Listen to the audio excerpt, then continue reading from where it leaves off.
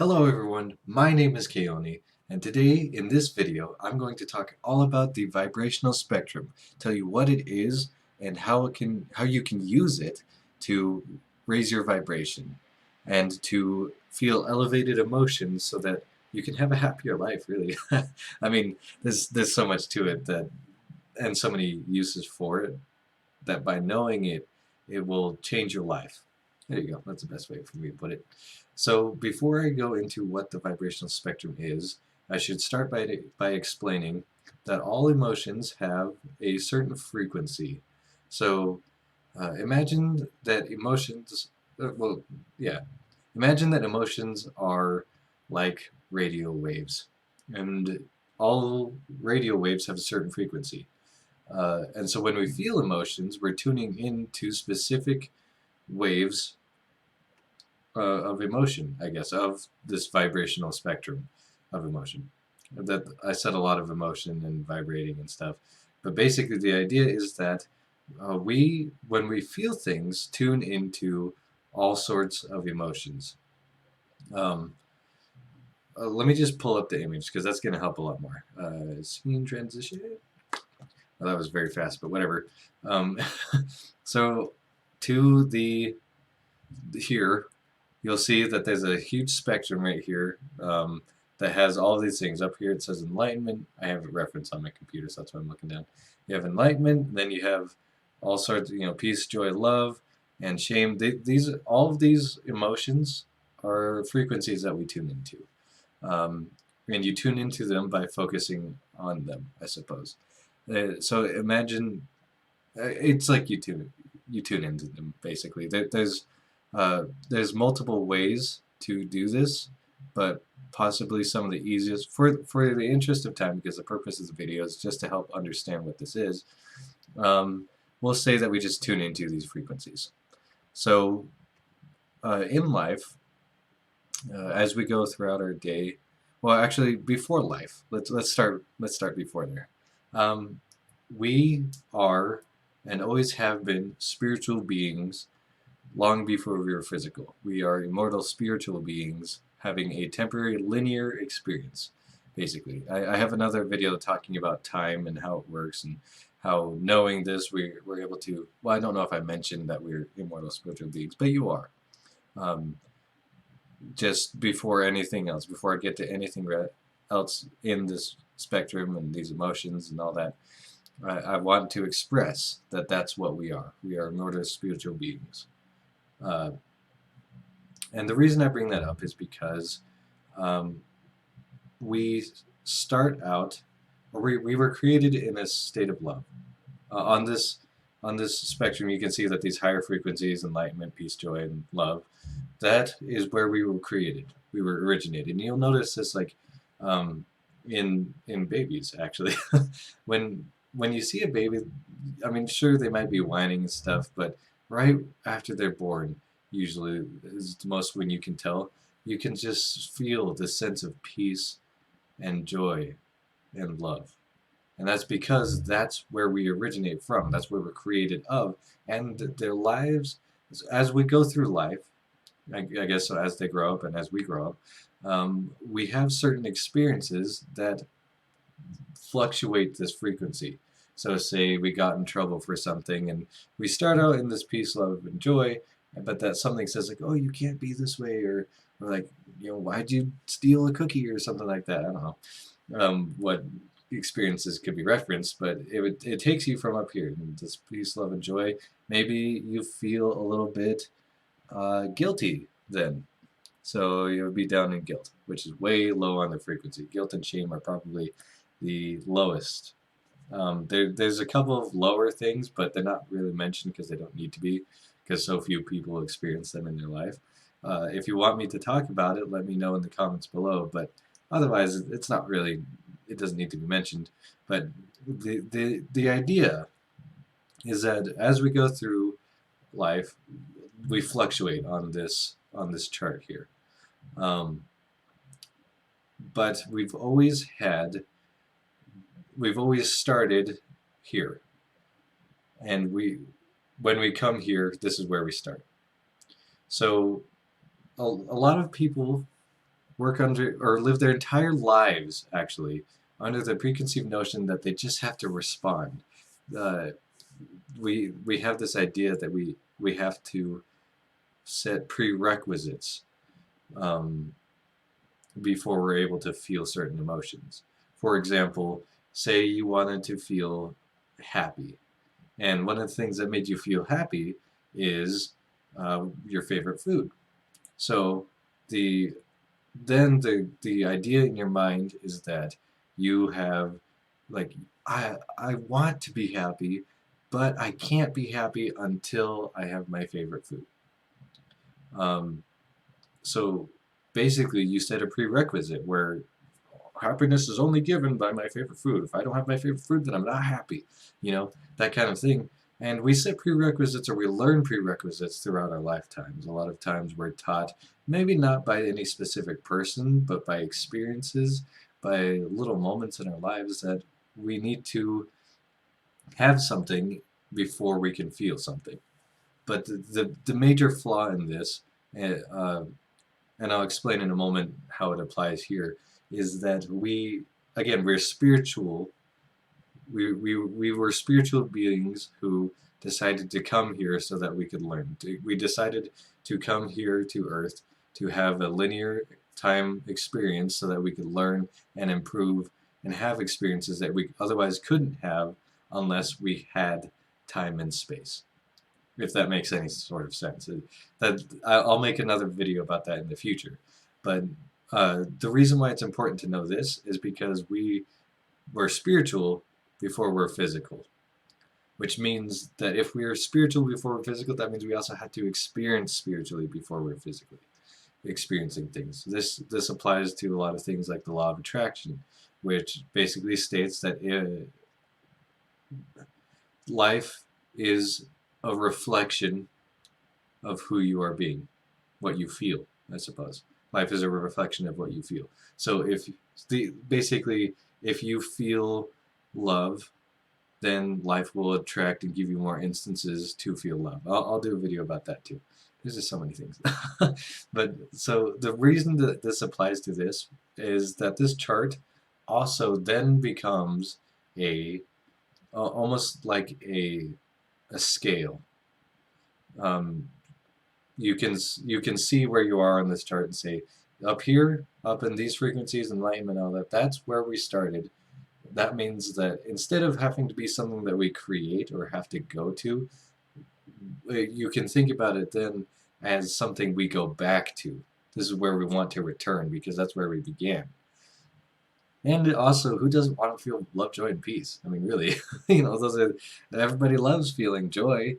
Why you can't hate feeling joy? I mean, it's it's against the fundamentals of what joy is, I guess. But that's besides the point. The idea then is that we, through certain experiences, you can call these core experiences. Um, if anyone who's watching this has seen Inside Out, uh, which is a movie made by Pixar that's about our emotions, actually. But in that movie, they kind of show this system where in our minds or whatever, we have certain memories, certain events that have emotional attachment, and they're put into our core of who we are, or who we believe we are, our ego, I suppose. And they kind of govern how we do things, how we respond to things, until we become aware and change them. So, in the same way, we have core frequencies that we regularly tune into based on certain experiences that we've had. An example of this, I'll name an example from my personal experience here. Uh, when I was 11 years old, I was put into a forensics class, which, if you don't know what forensics is, uh, the it's the it's a part of the law, uh, law enforcement, in which the people in forensics look at evidence in order to discern who or where or when somebody committed a crime. Um, so you get into the very nitty gritty of things that happen in the world. Me as an innocent little 11-year-old who, like, I had no clue about most of the things I learned in that class. Things like murder, you know, uh, kidnapping, serial killers, just dark, dark stuff.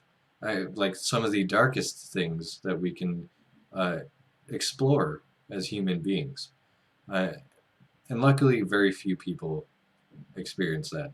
But and I don't mean to bring this up to be like, oh, oh, it was so horrible, kind of thing. But when I went through that experience, when I went through that class, I obviously I was terrified, absolutely um, mortified by what I had seen, what I had learned about the world, and it created a story in my mind where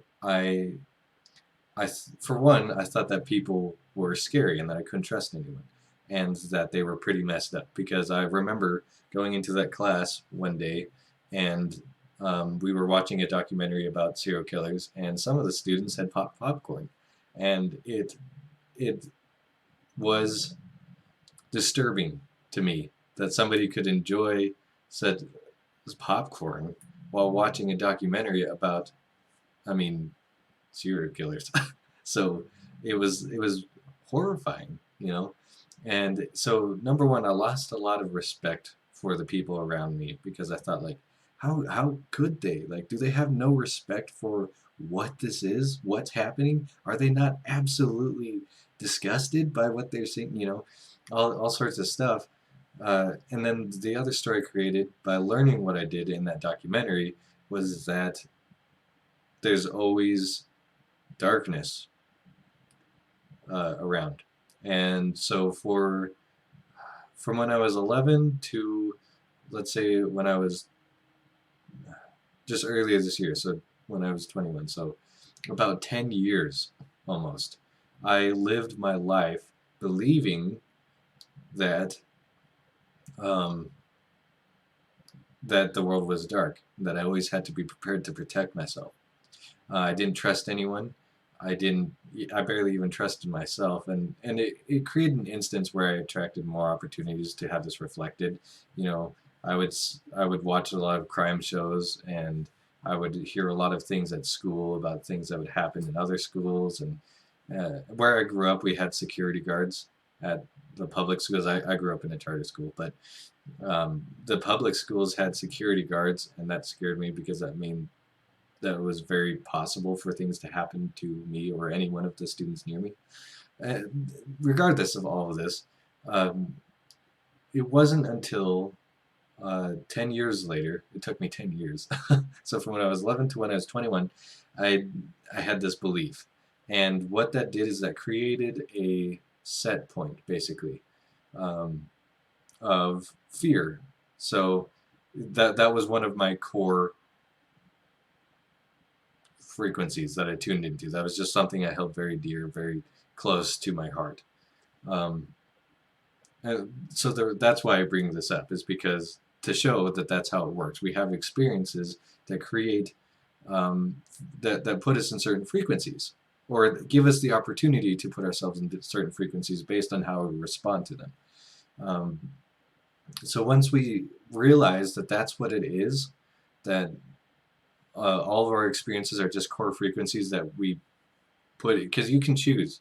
You can pick and choose which core events influence who you are, and I'll get to that in a moment. That's kind of the last point I wanted to get to in this video, but basically the idea is that it created a set point. So I was in this place of fear, which is at 110 if you look at the chart. So for 10 years I was down there. Uh, to kind of give a point of reference, neutrality is the kind of, I mean, we can say that there's positive and negative emotions, which technically they are, but in the end, positive and negative things are also labels. And once you get away from all the negative emotions, they kind of don't matter anymore. Like you just, it doesn't influence you as much because you're spending so much time having fun and loving things, you know? So, but neutrality is kind of the turning point where it goes from positive and negative. So from neutrality, I was all the way down at fear. And I spent the majority of my life, or I guess half of it, 10 years, so a little less than half, regardless, uh, I spent that in fear. I was scared of everything, and that was my set point. And so I could have experiences that would give me the opportunity to feel angry or even to feel like reason and peace and joy. But no matter what, I would always go back down to my set point. So once that experience was over, that was where I would go. Also, because that was the set point that I had when I would wake up in the morning. That's where I started. It's like the a checkpoint basically, a set point. But um, so then that raises the question: how do you change your set point? How do you raise up this vibrational scale so we can go back to who we really are? And I'll tell you, it's you change the meaning, you change the core frequencies, you change all of it. And it's very simple, actually. The I'm gonna quote another YouTuber. His name is Aaron Dowdy, and he said this quote, and it's always stuck with me. And he probably quoted it from somewhere else. I don't remember which video it was that he said it in, or what context he said it in, but it's just always stuck with me. He said, "Things do not happen to you; they happen for you." And there's evidence of this phrase by looking at your life and seeing that because we're spiritual before we're physical, and there's the purpose that we came here to do, to have, I guess, the the experience that we came here to have is one of learning, one of improving, and having new experiences. In this manner, everything works for you. Every single experience, no matter how great or how terrible it is something that's meant for you to go through. And not everybody will want to hear that, but um, in, it is my hope that by sharing my experience in this forensics class and how I spent the majority of my life in fear, that I can show you viewers how to raise your vibration and realize the same thing and make it become something that works for you. So what I decided is I looked at the experience. I said, look, forensics, it was scary. It was bad, terrifying. Ooh, scary. And I said, I don't want it to be that way anymore. So I sat down, I meditated for a while. In fact, you don't even have to meditate. Meditation does help because it connects you to your subconscious. Um, but I simply looked at it as what it was. It was an 11-year-old kid who went through forensics class. And in forensics, you do learn a lot of very useful skills, uh, i.e., in example, deductive reasoning and uh, profiling to a certain extent. So I realized after a little while that I could profile people. I could meet new people and discern a certain amount of information about them just by shaking their hand or by observing them for a good 30 seconds or something like that. And I could know little things here and there about them, like what they might like, what car they might drive, or um, just simple thing. Most people are actually able to do this on a, or they do this anyway without realizing it. But becoming aware of the ability to do that helps you do it on a broader scale. And I also learned the technique of how to tell whether or not people are lying to me. Because in forensics, it has to do with interrogation and learning, like, if somebody you arrested is lying to you or not, whatever. So, anyway, the idea is I looked at the things I could gain from it. If it worked for me, then what was I supposed to get out of it? And to me, I now choose that those skills, deductive reasoning and telling whether people are lying and profiling and all that, those are things that work for me. Those are things I can use to help improve not only my life but those around me. Um, and I have plenty of instances. I won't share them in the interest of time, uh, unless you want to hear them in a later video. But I have plenty of instances where these things, once they became something that I worked for me, it helped me not only to help myself, but to help other people around me. And so in that way, there are two big steps of the things that you can do to raise your vibration on this vibrational spectrum. The first step is to change your core frequencies, um, to change the meaning of them, have them work for you. The second step is to do so and have the intention that it's not only going to help you, but help the people around you. Because when you care about the people around you, you are automatically putting yourself into a state of love, joy, and peace. When you have love, I mean, like, you love the things around you, but mostly you love your family or your friends, the people you care about. When you have joy, you don't want to sit there and be like, oh, all this joy, it's mine. You want to be like, hey, I'm having fun, guys. Do you want to come have fun with me? Because it's fun, you know? And in that way, you kind of naturally want to share it with others. But to have the intentions, the specific intention that it will help you help others, puts you in those higher frequencies. Um, and so with that, to kind of wrap it all up, the vibrational spectrum of emotion is a scale that allows us to see where we are in relativity to where we began. And we always want to go back here because these are the positive emotions. It's who we were meant to be and who we always have been. We just forget once we come here. So with that, I hope that you are able to use this information to improve your life, to help you and help other people. And with that, have a good rest of your day, whatever interval it's in. And I will see you guys in the next video.